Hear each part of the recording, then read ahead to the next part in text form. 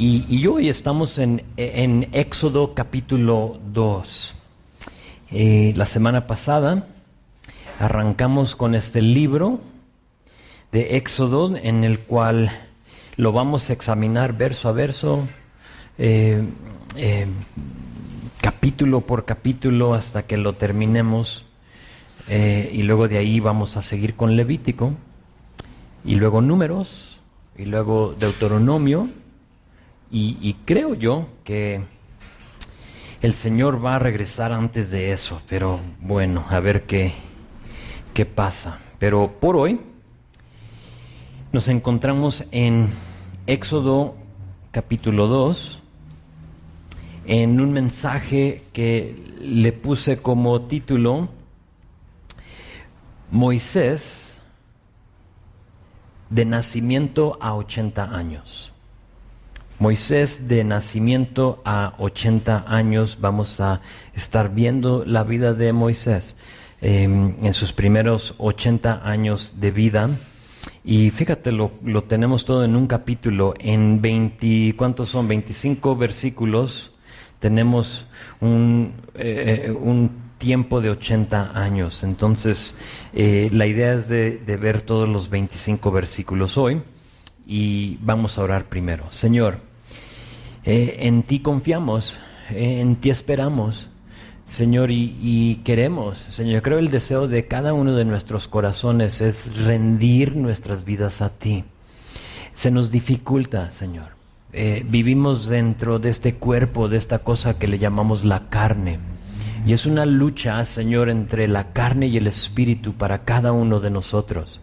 Y nos encontramos vez tras vez como Pablo, Señor, queriendo hacer lo que tú quieres para nosotros, pero haciendo lo contrario.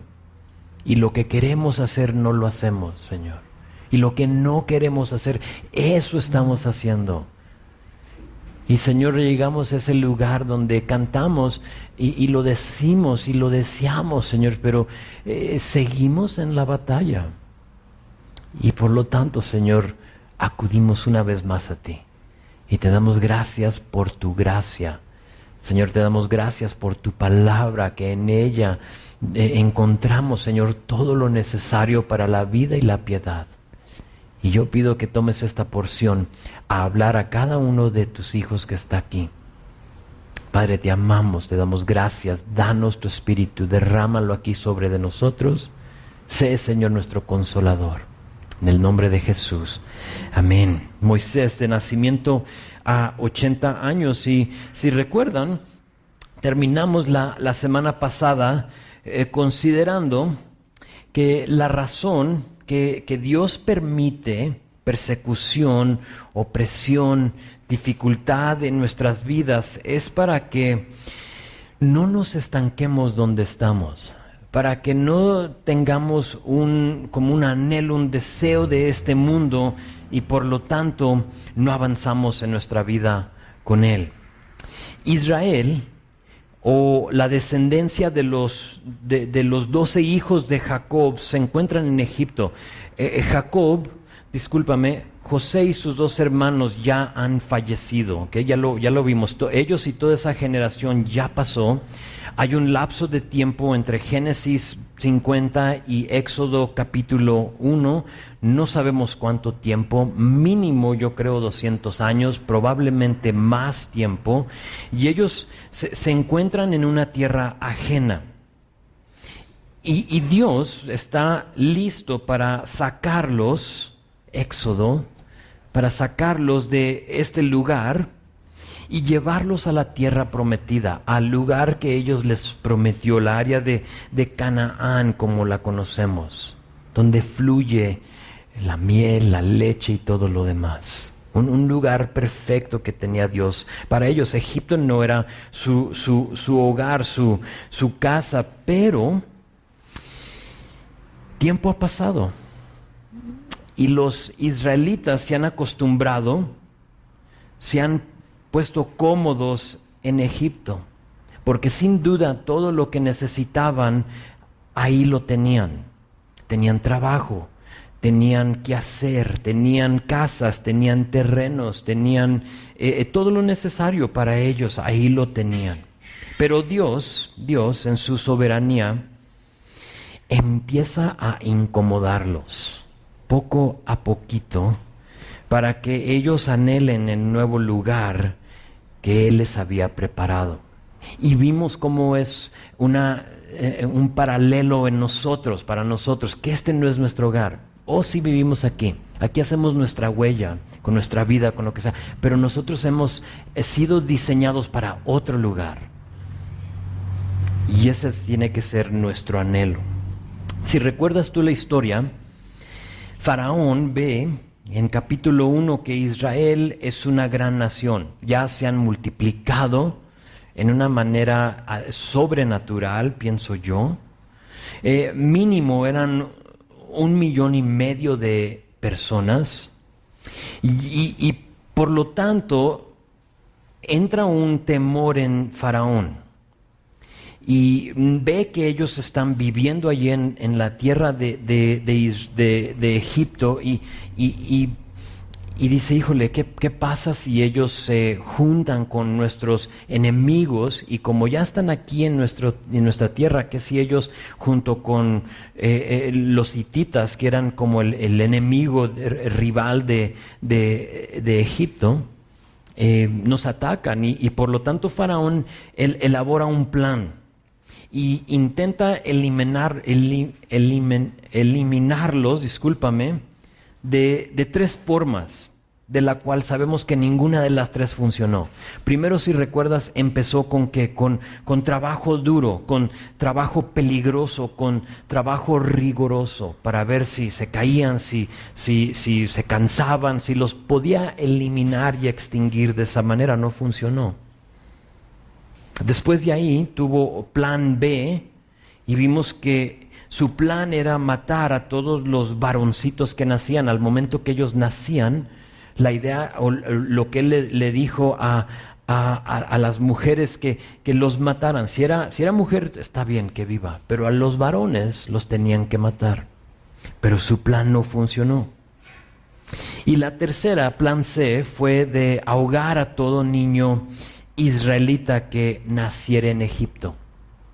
Entonces, si iban a nacer y no los iban a poder detener en el momento que nacían, dice, está bien, entonces mejor hacemos una ley para que todo varón, todo niño sea ahogado. ¿Tienes tú el derecho para echarlos al río? Era algo legal.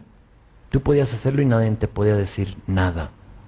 Faraón lo había dicho, y en medio de esa persecución encontramos al pueblo de Israel. Ahora, ustedes saben, me gusta imaginarme o entrar ahí en ese lugar, y me pongo a pensar en esa escena, me pongo a pensar en haber sido un israelita en ese momento, viviendo bajo de esas circunstancias. Vivir en un lugar donde están abusando de tu esposo en su trabajo, o si eres tú el esposo, están abusando de ti. O sea, y ahora ya no eras solo un hebreo, como nos dice aquí, sino que ahora eras un esclavo. O sea, te estaban esclavizando. Y era un ver a tu esposo ir a trabajar y llegar cansado, llegar con los callos en las manos, sabiendo que habían abusado de él. ¿Para qué? Porque para extinguirlo, para acabar con él. ¿Te imaginas vivir en un ambiente donde han tratado de asesinar a todo bebé que nace? O sea, nosotros no lo podemos comprender. Pero que sea legal, que pase una ley que se diga, al momento que nazcan, lo matas. Se pueden imaginar vivir en un lugar donde cualquier persona tenía el derecho de echar tu bebé al río, legalmente. Ahí se encuentra el pueblo de Israel. Y ahí vamos a seguir con nuestra historia, porque tienes que saber que todo eso Dios lo ha permitido. Dios lo ha puesto así en orden. ¿Para qué? Para sacarlos, para que ellos tengan un disgusto saludable de Egipto para cuando llegue Moisés. Si en capítulo 3, capítulo 4, ellos estén listos para salir. Y aún así vamos a ver que va a ser difícil. Pero esa es la historia, esa es la escena, es lo que está pasando.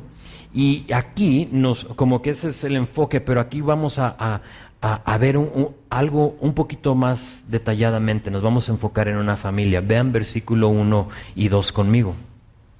Dice, un varón de la familia de Leví fue y tomó por mujer a una hija de Leví. Y la que concibió y dio luz a un hijo, y viendo lo que era hermoso, ¿cuál mamá no piensa que su bebé es hermoso, verdad? No, yo no conozco a ninguna, aunque a veces los vemos y decimos, ¿eres humano o qué eres? ¿No? Cuando salen, ¿no? Pero todos los vemos, no, es hermoso. Y viendo lo que era hermoso, le tuvo escondido 3 meses. En capítulo 6 nos vamos a dar cuenta que los nombres de los padres de Moisés son Amram y Jocabed. Jocabed su mamá, Amram su papá. Y yo leo estos 2 versículos y me pregunto, ¿estarán viviendo Amram y Jocabed bajo de una piedra o qué? O sea, ¿que no saben lo que está sucediendo en Egipto? Qué egoístas, ¿no? O sea, sabiendo que los quiere matar Faraón al momento que nacen, sabiendo que si logra sobrevivir eso al dar luz, saber que si nace varón, lo pueden ahogar y lo quieren ahogar. O sea, ¿cómo vas a encargar a un bebé en ese tipo de ambiente y persecución? No sé si tú te has preguntado eso cuando lees estos versículos. O sea, ¿qué estaban pensando? ¿Dónde estaban? Sin duda tuvieron que saber lo que estaba sucediendo ahí en ese lugar. Y sabes, son las mismas preguntas que tienen muchos matrimonios hoy en día. A veces decimos, el Señor regresa pronto, mejor hay que no tener hijos. O sea, ¿para qué? ¿Cuánto tiempo lo va a disfrutar? ¿3, 4, 5, 10 años? ¿Para qué? No va a tener una vida completa. O a veces decimos, está el mundo súper feo. ¿Para qué voy a traer a ese niño a este ambiente? Porque, no sé si lo sabes, pero ahorita están muy feas las cosas. ¿Sí?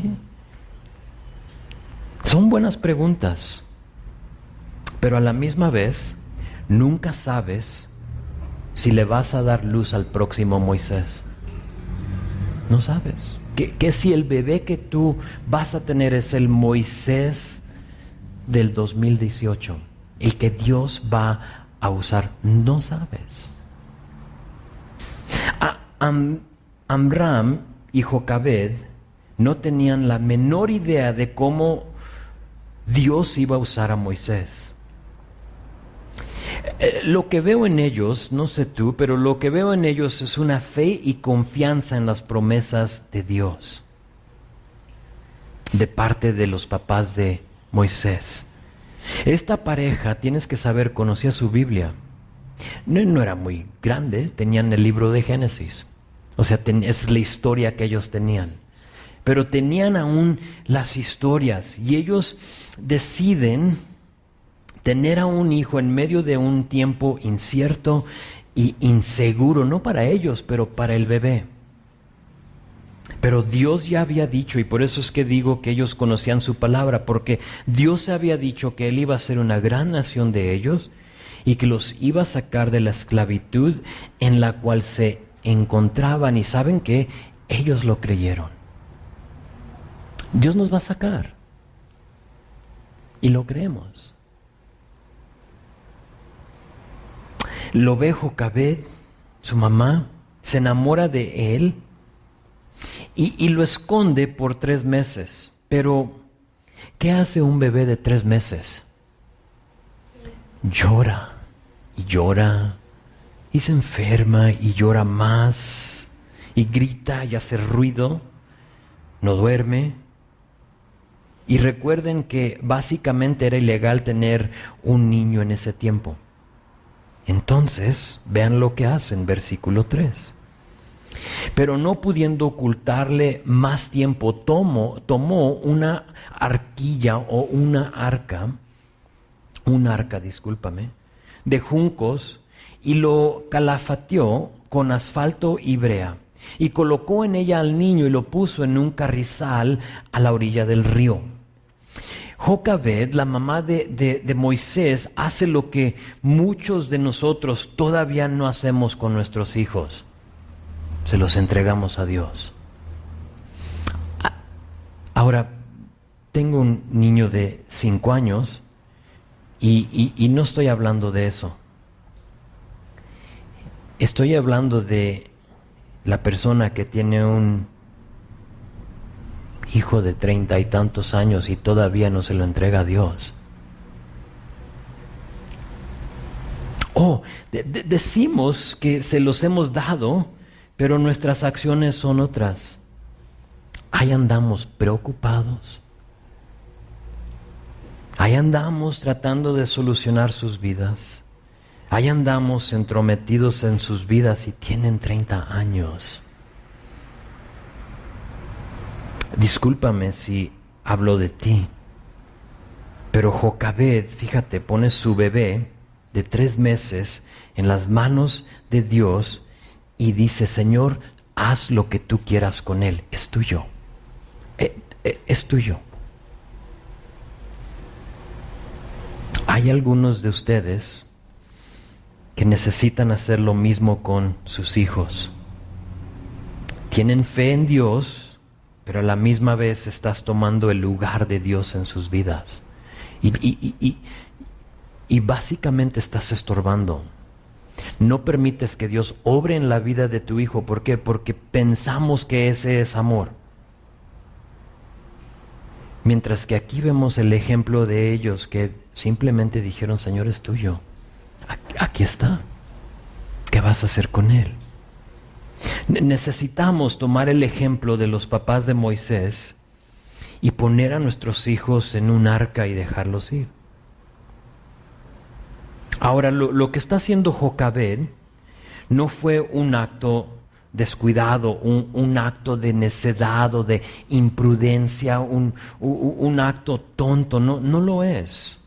¿Por qué? Ya les dije que conocían su Biblia. Y ellos recuerdan la historia, sin duda, de que hace muchos años Dios había protegido y salvado la vida de otras personas en un arca. ¿Sabes su nombre? Noé. Recuerdes toda la Biblia que ellos tienen. Y ellos sin duda recuerdan que en un tiempo Dios, en una situación similar a la cual estamos nosotros aquí, Dios rescató y Dios salvó las vidas de aquellos que lo conocemos como Noé, su esposa, sus 3 hijos y sus esposas. Sabes, es interesante porque el único lugar donde se usa esta palabra arquilla es en la historia de Noé. Es la misma cosa, arca, arquillas, es la misma palabra en el hebreo y solo se usa aquí y se usa en la historia de Noé. Moisés no iba a ser el primero a ser enviado sobre las aguas en un arca. Y estoy convencido que lo que le dio paz y confianza a Jocabed y a Amram fue la palabra. La palabra. Señor, hemos visto que tú lo hiciste una vez y sabemos que lo vas a hacer otra vez. Lo vas a hacer otra vez. Ahí te va nuestro hijo. Sin duda ellos oraron y dijeron: Señor, así como salvaste a Noé y su familia, por favor, encárgate de este niño. Y para nosotros, como aplicación para nosotros, tenemos que ser aquellos que no solo leemos y escuchamos la palabra, sino que a la misma vez nos fiamos de ella. Es muy fácil decir, oh sí, funcionó para Noé, pero no sé si va a funcionar para mí. Y eso me detengo para decir que no solo aplica en cuanto a tus niños, sino que aplica en cualquier área de tu vida. Lo que ellos están haciendo es le están confiando a Dios la situación. Y tal vez tú estás aquí y necesitas tú en tu situación simplemente entregársela a Él. Señor, no entiendo, no sé qué está sucediendo, pero aquí está. Y como acabamos de cantar, me rindo a ti, Señor. Dios quiere hacer algo hermoso en tu vida, pero requiere que tú no solo leas y escuches, sino que te fíes de su palabra. Verso 4 dice, y una hermana suya se puso a lo lejos para ver lo que acontecería. Nosotros la conocemos como Miriam o María, es la hermana de Moisés. No nos dice su nombre, pero es la hermana de Moisés. Y como todo hermano, hermanito, que queremos ver lo que pasa con nuestro hermanito. Y ella por curiosidad está viendo que su mamá pone a su hermanito de 3 meses en un arca. Y ella está ahí, está viendo, atenta a ver a su hermanito flotar sobre las aguas. O sea, ve que lo pone y está flotando ahí. Y está viendo María esto. Verso 5, y la hija de Faraón descendió a lavarse al río y paseándose sus doncellas por la ribera del río, vio ella la arquilla en el carrizal y envió una criada suya a que la tomase. Y cuando la abrió, vio al niño y he aquí que el niño lloraba. Y teniendo compasión de él, dijo, de los niños de los hebreos es este. Lo identificó así inmediatamente. Es hebreo. Lo sabía. Frase clave aquí en estos versículos, lo encuentras en versículo 6. Fíjate que dice que tuvo compasión de él. Toda la historia de Moisés cambiaría si Termutis, según Josefo, la hija de Faraón se llamaba Termutis. Qué nombre, ¿no? Toda la historia cambiaría si Termutis no tiene compasión de este niño. De nuevo, es un detalle como muy pequeño, que ella tuvo compasión de él, pero Dios está desarrollando su plan para salvar al pueblo de Israel. Tiene que haber una persona que va a guiar a Israel en este éxodo, a sacarlos de este lugar. Y por esta compasión vemos que Moisés vive. Porque ¿qué era la ley?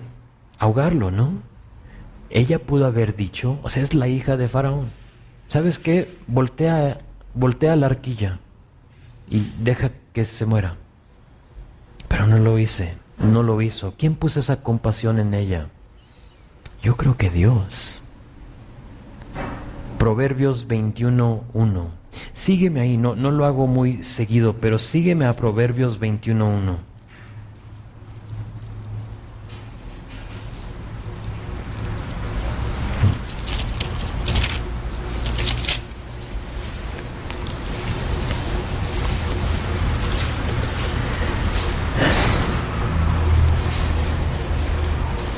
Proverbios 21:1 dice, como los repartimientos de las aguas, así está el corazón del rey en la mano de Jehová. A todo lo que quiere lo inclina. Y sin duda aquí Dios está inclinando el corazón de esta mujer para tener compasión de Moisés, para asegurarse que no lo ahogara. Esto se me hace un punto muy importante para nosotros. Si nosotros pensamos tener el plan perfecto para nuestros hijos, estamos equivocados. Y sabes, muchas veces, y platico con mucha gente, y ustedes me cuentan sus historias, pero sé que tenemos ideas para nuestros hijos, tenemos anhelos, queremos que nuestros hijos hagan A, B, C y D.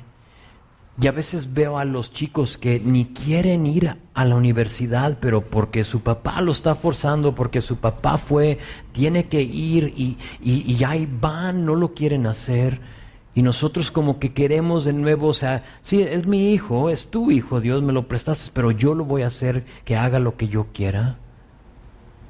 Y a veces pensamos que nuestro plan es el mejor y tenemos ideas, pero aquí podemos aprender que el plan de Dios es sumamente mejor que el nuestro. Porque sin duda, Amram y Jocabed tuvieron que luchar con la decisión de que, pues mejor nos quedamos con él. O sea, lo alzamos, lo callamos, ¿sí? Dejamos que pase el tiempo, o huimos, era otra opción, huimos de Egipto. O sea, si tú has tenido un bebé, un hijo, y recuerdas al momento que le pusiste ojos por primera vez, ves que nace. No hay nada más feo, pero a la misma vez bonito, ver a tu hijo nacer. En Estados Unidos te permiten, y quizás aquí no sé, pero te permiten estar ahí. Y yo vi a mis 4 hijos nacer, y o sea, mi cara está como... De ahí sale eso, y lo ves, pero y sale, y te enamoras de él en ese momento. Le cuento la historia a Abby. Ella salió tan sucia que la enfermera no la quiso bañar y me dijo, ¿a mí puedes bañar a tu hija? Ok, y ahí estoy, ¿no? Con la esponjita que te dan, bañándola y quitándole todo lo que traía. Pero lo ves y tenemos un plan y sin duda ellos como que vamos a huir con él. O vamos a esconderlo, pero hacen lo mejor, toman la mejor decisión que pueden tomar.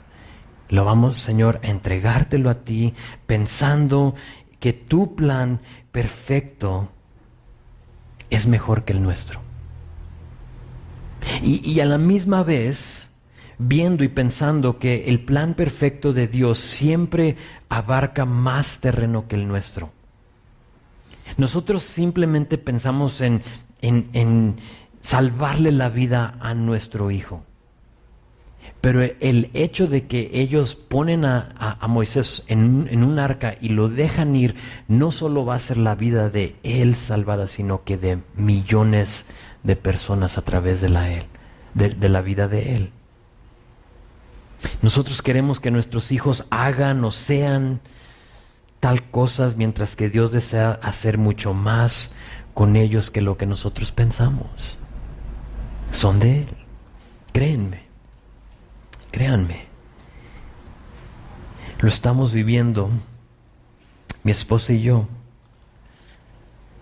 ahorita con nuestro hijo que está en Estados Unidos y pronto con Abby. Por si no lo sabían, Abby en diciembre se va a ir a los Estados Unidos a estudiar y mi plan es tenerla aquí. Lo que yo quiero es tenerla cerquita, ¿no? A la vuelta. O sea, quédate aquí. Pero el plan de Dios es más sabroso y de más alcance que el mío. Y aunque yo la quiero aquí, y yo no quiero que se me vaya, no quise que se nos vaya nuestro hijo. Hemos hecho y hemos decidido, mi esposa y yo, que no, porque ya hemos llorado. Ya ha sido difícil. El otro día recordaba los primeros meses cuando se fue nuestro hijo. Ya tiene 2 años que se fue, pero los primeros meses entraba a su recámara y veía la cama vacía y me sentaba en ella y me ponía a llorar.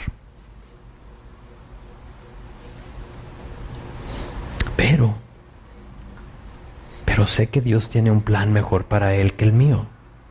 Y él lo tiene que seguir.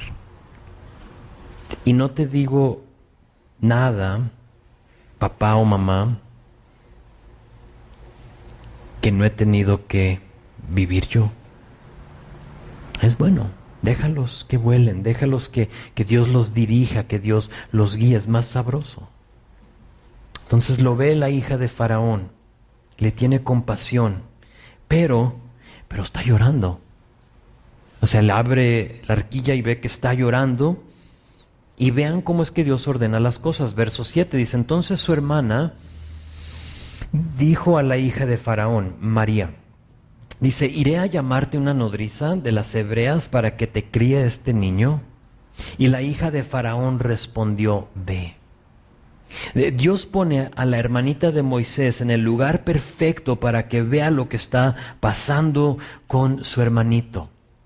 O sea, ella lo vio dónde llegó, a dónde aterrizó, vio cómo lo sacaron, vio cómo no lo ahogaron en ese momento, porque bien lo podían haber visto y echado al agua. No lo ve que está llorando el bebé, sin duda asustado, tiene 3 meses. Y dice la hija de Faraón, ve, trae a una mujer para que críe a este niño. Obviamente ya no tenía lo necesario para criar a este niño, para darle de comer. Verso 8, la segunda parte, dice, entonces fue la doncella y llamó a la madre del niño, a Jocabed, a la cual dijo a la hija de Faraón, la hija de Faraón dijo, lleva a este niño y críamelo y yo te pagaré. Y la mujer tomó al niño y lo crió. ¿Se pueden imaginar el gozo? O sea, las emociones de Jocabed. La emoción de saber que hace unos momentos entregaste a tu hijo y aún ahora o cuánto tiempo haya pasado, ahora otra vez lo tienes en tus brazos. Ella confía en Dios y ahora está viendo cómo es que Dios cuidó a su hijo. Y para algunos de nosotros no hemos experimentado eso porque no hemos dejado ir a nuestros hijos. Y los tenemos tan agarrados que no permitimos que Dios obre. O sea, no hemos visto ese punto. Hazlo, confía en Dios. Ahora, no piensen, tengo que decir esto, que si les das tus hijos a Dios, que Él te los va a regresar. Porque no siempre pasa así. Yo tengo 2 años esperando y todavía no regresa. Y más allá, ¿sabes qué? Tienes que saber que ella sabe que no se va a quedar con él. O sea, ya le dijo, cría, te lo pago, te pago. Ella sabe que va a ser, este momento solo va a ser por un tiempo. De hecho, vean verso 10. Y cuando el niño creció, ella lo trajo a la hija de Faraón, la cual lo prohijó o lo adoptó como su propio hijo. Y le puso por nombre Moisés, diciendo, porque de las aguas lo saqué. El nombre de Moisés fue a propósito. Esta mujer cree que ella le está dando el nombre adecuado. Oh, es que lo saqué de las aguas y por lo tanto ese va a ser su nombre, Moisés. Pero no lo es.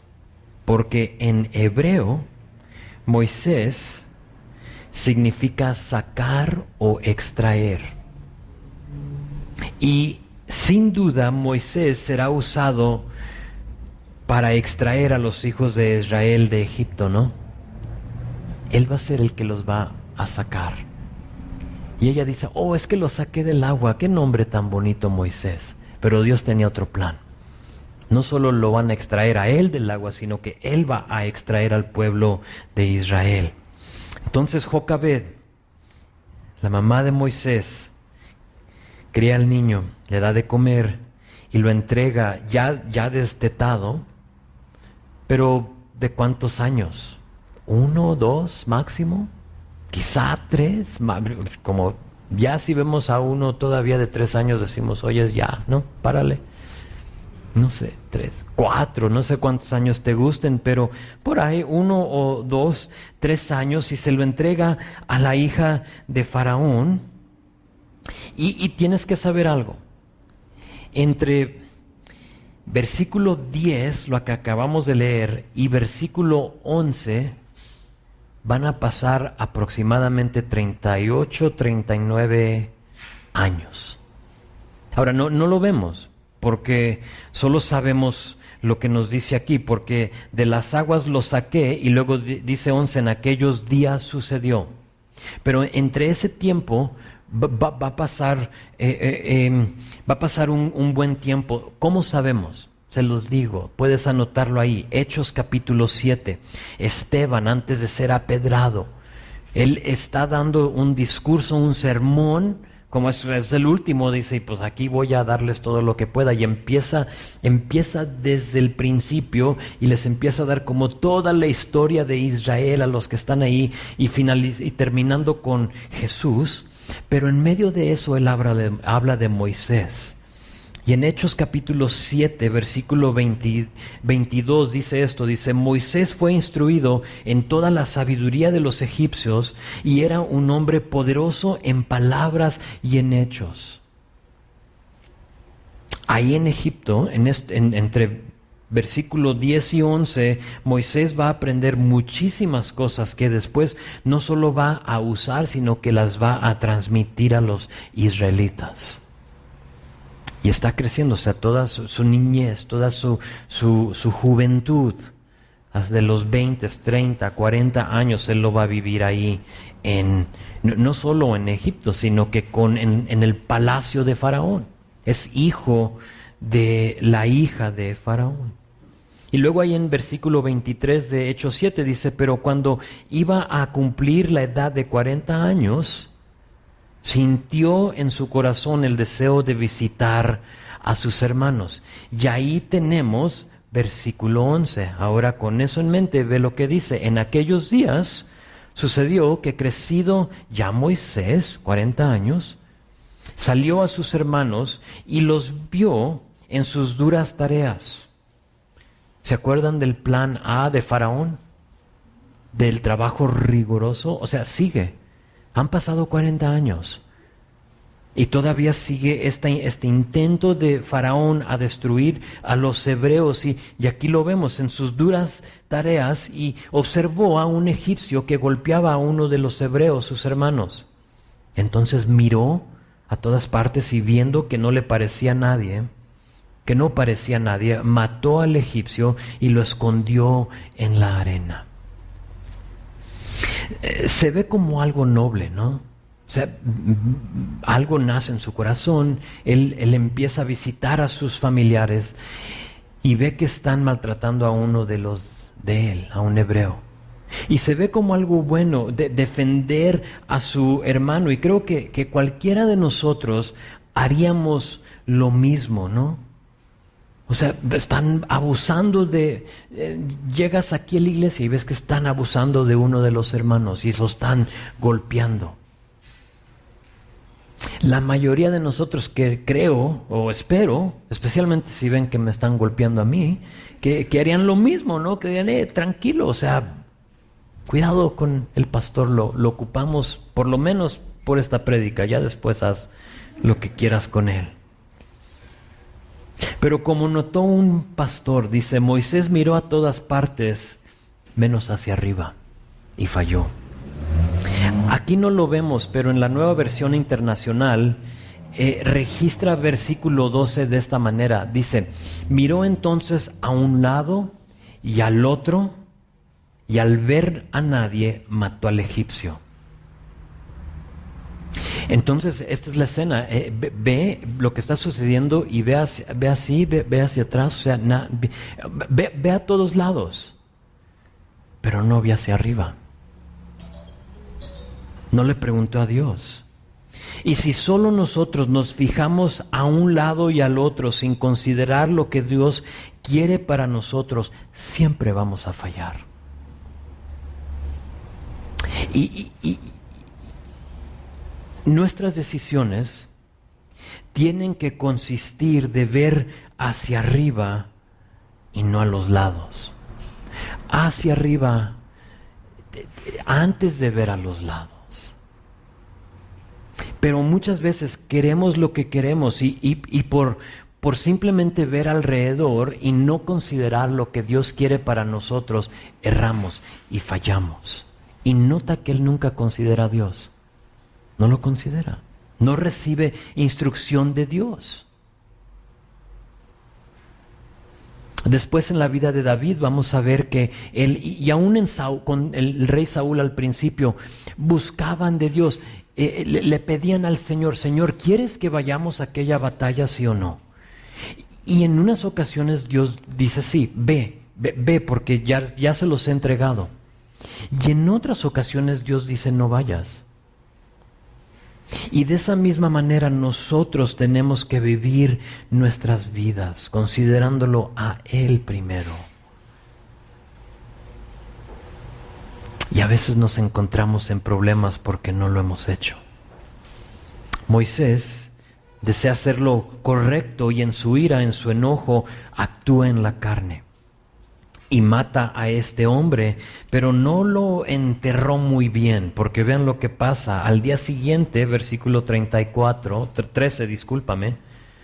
Al día siguiente salió y vio a 2 hebreos que reñían o peleaban.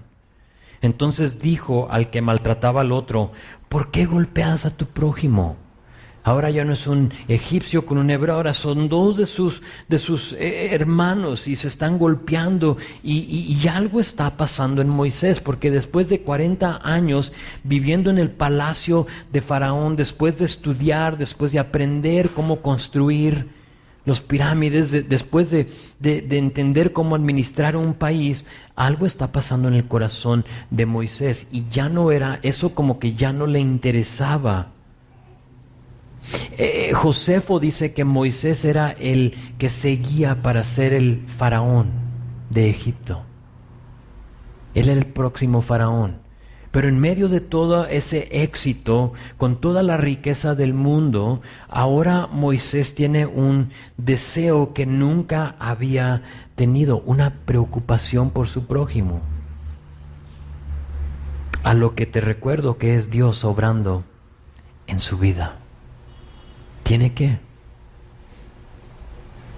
Le pregunta a uno por qué está golpeando a su hermano y esa persona le responde, ¿quién te ha puesto a ti por príncipe y juez sobre nosotros? ¿Piensas matarme como mataste al egipcio? Ups.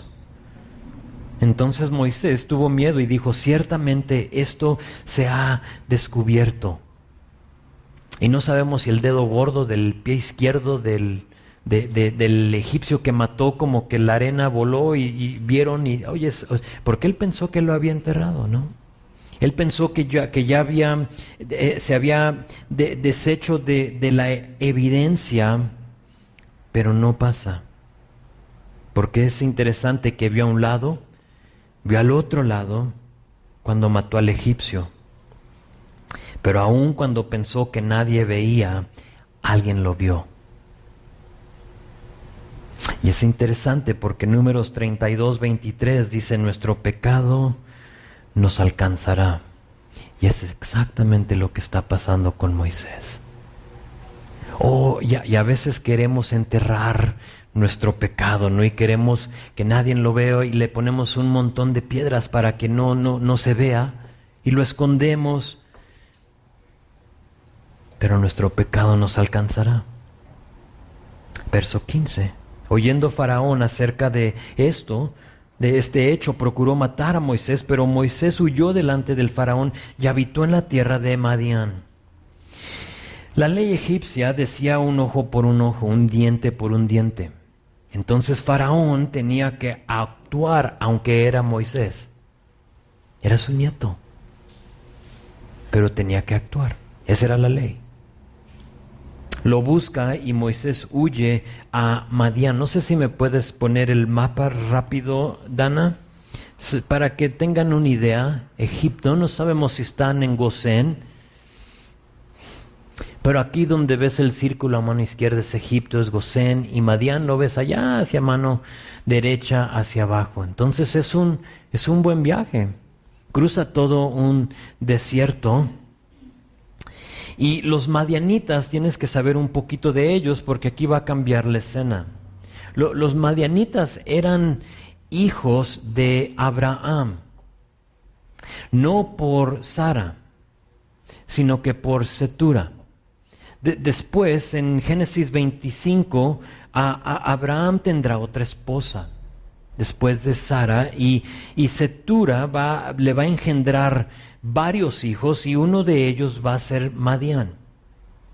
Entonces los madianitas eran hijos de Abraham, y al parecer, por el próximo versículo, parece que servían a Dios, por lo menos en este momento. Porque fíjate en verso 16, y estando sentado junto al pozo, 7 hijas que tenía el sacerdote de Madián vinieron a sacar agua para llenar las pilas y dar de beber a las ovejas de su padre. Estas 7 hermanas eran hijas de un hombre que era, ¿sí lo viste? Era sacerdote. Y a lo menos en estos tiempos los madianitas tenían un sistema de religión. No nos dice cuál, pero podemos asumir, creo yo, que era al Dios de Israel, siendo que eran descendientes de Abraham. No por Sara, pero por Cetura. Después se va a amargar esa relación. Después los madianitas y los israelitas van a tener problemas. Pero aquí en nuestro texto nadie conocía a los hebreos. Entonces no había razón de temer de ellos, de ser ofendidos por ellos, como van a ser otras naciones cuando ya anden en el éxodo. Van a ver aquellos que van a querer cruzar y no los van a querer. No los van a permitir y los van a hacer rodear y van a ser malos, van a querer hacerles guerra, todo. Pero ahorita nadie conoce a los hebreos. Están viviendo en Egipto. Quizá piensan que son egipcios. Y por lo tanto, aquí tenemos a este hombre que va a ser bien recibido, o Moisés que va a ser bien recibido por este sacerdote. Vamos a avanzar, le dice, más los pastores, verso 17, vinieron y las echaron de ahí. Entonces Moisés se levantó y las defendió y dio a beber a sus ovejas.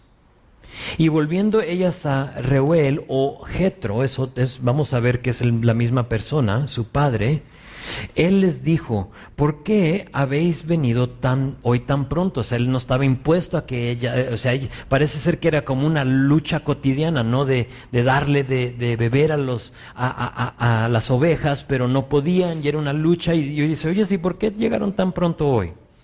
Y ellas respondieron, un varón egipcio nos defendió de mano de los pastores. Ahora, es hebreo, pero es egipcio porque viene vestido como egipcio. Igual que José. O sea, no vestía como un hebreo. Él vivía en el palacio de Faraón y de esa manera él huyó. Entonces se ve, quizá trae el corte de cabello, el maquillaje, todo lo que hemos visto acerca de los egipcios. Y por lo tanto dice, un egipcio nos defendió de mano de los pastores y también nos sacó el agua y le dio beber a las ovejas. Y dijo a sus hijas, ¿dónde está? ¿Por qué habéis dejado a ese hombre? Llámale para que coma. Aquí en estos versículos vemos la generosidad y lo considerado que era Reuel. Vayan por él, vamos a darle las gracias, vamos a darle de comer. Él ha hecho bueno. También lo veo como la gracia de Dios en la vida de Moisés. Porque recuerda, él va huyendo por haberla regado. Y a lo mejor tú la regaste. Y tú tienes que saber que la gracia de Dios, la misericordia de Dios, abarca mucho. Dice la palabra que sus misericordias son nuevas cada mañana. Y grande es su fidelidad. Verso 21. Y Moisés convino en morar con aquel varón. Esa palabra convino es que fue contento. Fue contento. Pero piénsalo, o sea, dices tú, pues ¿a poco no le están dando de comer? Pero piénsalo. Fue contento de ir del palacio de Faraón a ser un pastor. Contento. ¿Estás contento en donde Dios te tiene? ¿O andas renegando siempre? No, necesito algo más y necesito el otro. ¿O estás contento? Dios, aquí me tienes.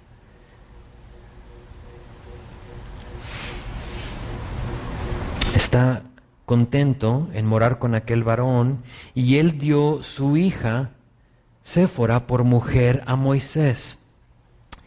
Aquí hay también otro espacio de tiempo entre la cena, el aceptar la invitación y morar con Ruel, y la boda con Séfora. ¿Okay? No vayan a creer que todo pasó como en esta comida. ¿Sí? O sea, con vino, ¿te casas con mi hija? O sea, pero son 7, déjame, escojo, ¿no? No, ha pasado tiempo. Ha pasado tiempo. Moisés va a pasar 40 años en Madián. En Madián. Él tuvo que trabajar, tuvo que establecer una reputación con este hombre Jetro y probar a este hombre que él es digno de la mano de Séfora. Entonces, esto es como, lo vemos en un versículo, en pocas palabras, pero ha pasado el tiempo y han sido muchas cenas y comidas, ha pasado trabajo, o sea, él estuvo contento de ser pastor ahí. Y empieza a trabajar y por lo tanto, él ve eso. Y para terminar, vamos a ver los últimos 4 versículos. Y ella le dio luz a un hijo, y él le puso por nombre Gersón, porque dijo: forastero soy en la tierra ajena. Gersón, forastero, o uno que ha venido de otro lugar, extranjero puede ser. Nosotros, tú y yo, somos Gersón, somos extranjeros, hemos venido de otro lugar y vamos por lo tanto a otro lugar, no somos de este lugar. Verso 23, aconteció, ahora no, llegamos a lo mejor del estudio, no te desconectes. Aconteció que después de muchos días murió el rey de Egipto. Que se supone que este es el faraón, el rey que inició la persecución de los israelitas. Y se supone que es el mismo faraón también que buscaba matar a Moisés. Por eso no lo menciona, murió a través del tiempo. Sabemos que pasan 40 años. Este evento va a permitir que Moisés regrese sin preocupación, sin que le estén buscando la cabeza, sin que lo quieran matar. Todo el plan de Dios, o sea, no sé si lo has visto, pero vemos la mano de Dios como en cada detalle de la vida de Moisés. No para rescatarlo a él, sino para rescatar a 1,5 millones, 2 millones, unos creen que 3 millones de israelitas que están en Egipto. Todos los detalles, o sea, tú los puedes ver. 23, y los hijos de Israel gemían a causa de la servidumbre y clamaron, y subió a Dios el clamor de ellos con motivo de su servidumbre. Y oyó Dios el gemido de ellos, y se acordó de su pacto con Abraham, Isaac y Jacob. Y miró Dios a los hijos de Israel y los reconoció Dios. Así se termina el capítulo. Este clamor, este gemido de los israelitas será lo que conmueve a Dios para llamar a Moisés en capítulo 3.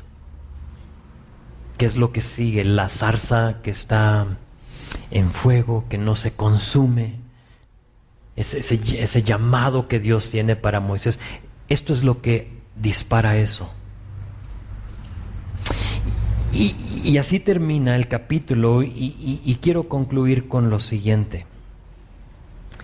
Son 2 cosas que quiero que te lleves, que te eches a la bolsa hoy, esta noche, en nuestro texto. Uno, es muy importante que tú sepas que Dios, escúchame bien, que Dios está obrando en tu vida, aun cuando no lo veas, aun cuando no lo entiendas o aun cuando no estés de acuerdo con Él. Dios está obrando en tu vida. Lo vimos en este capítulo con la obediencia de Amram y Jocabed, de tener a un hijo cuando era una locura hacerlo. Nadie lo hubiera hecho y ellos tienen un hijo, pero vemos que Dios está obrando. Lo vimos con Amram y Jocabed poniendo a Moisés en la arquilla. O sea, Dios, no entiendo, pero ahí te va, es tuyo. Y por lo tanto vemos cómo es que Dios estaba obrando en sus vidas aun cuando no lo veían. Ellos no saben qué ha pasado con su hijo. Y lo vamos a ver con el clamor y los gemidos de los israelitas. ¿Puedes confiar que Dios es soberano sobre tu vida?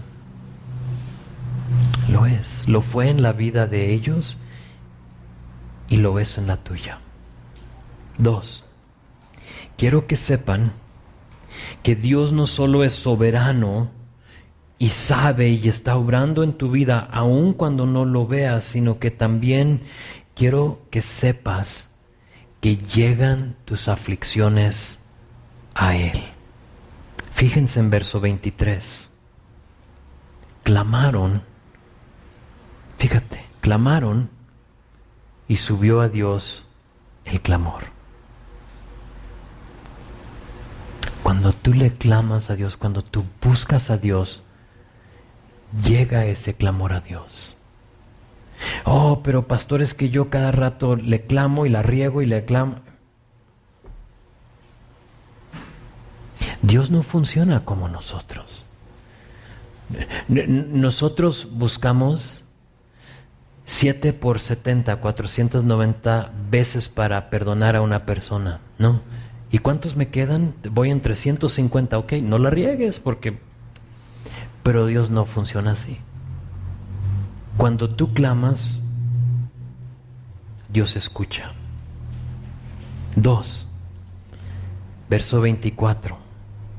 No solo llegan tus aflicciones a Dios, sino que Dios oye tu gemido. Dios te escucha, aunque parezca que a veces no está escuchando. Dios, ya pasé por esto una vez. Y me encuentro otra vez en esta situación. Señor, ¿no? ¿Que no me escuchas? Sí. Tú clamas. Llegan tus aflicciones. Suben hacia Él. Y escucha tus gemidos.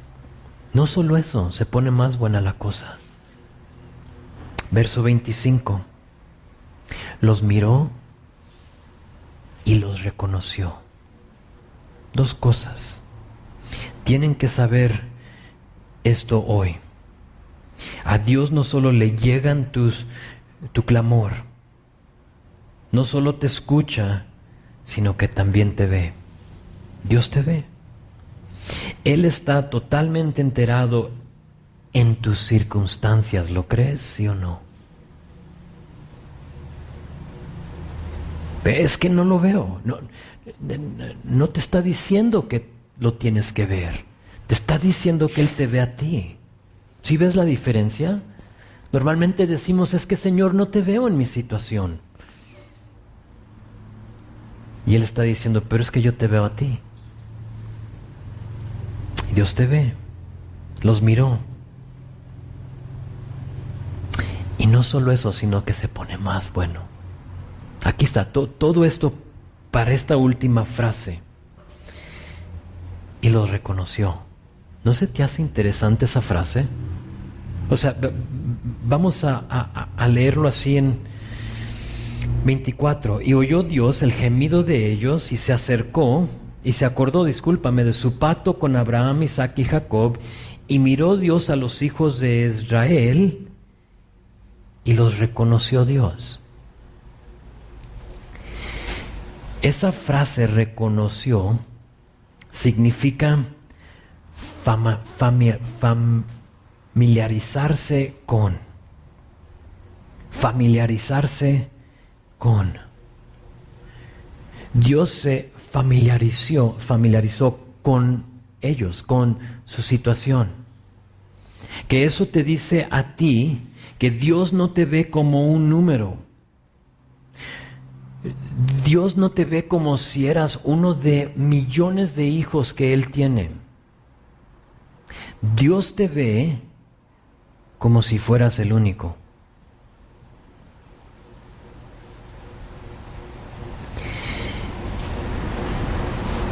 Cuando tú clamas, Dios escucha. Y cuando Dios escucha, Dios te ve.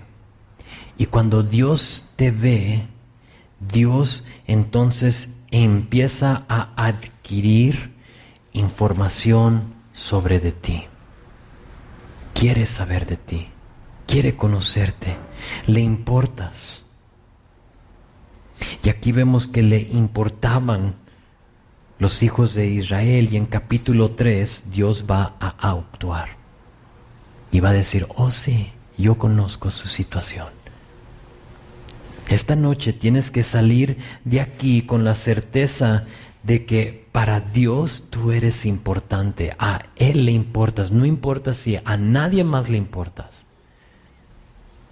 No importa si has quedado mal, si te han quedado mal, si ha habido fracasos en tu vida. No importa tu situación. A Dios le importas. Y Él se quiere familiarizar contigo. Tu parte, clamar. Señor, aquí te va. Su parte es todo lo demás. Déjame encargo con lo demás.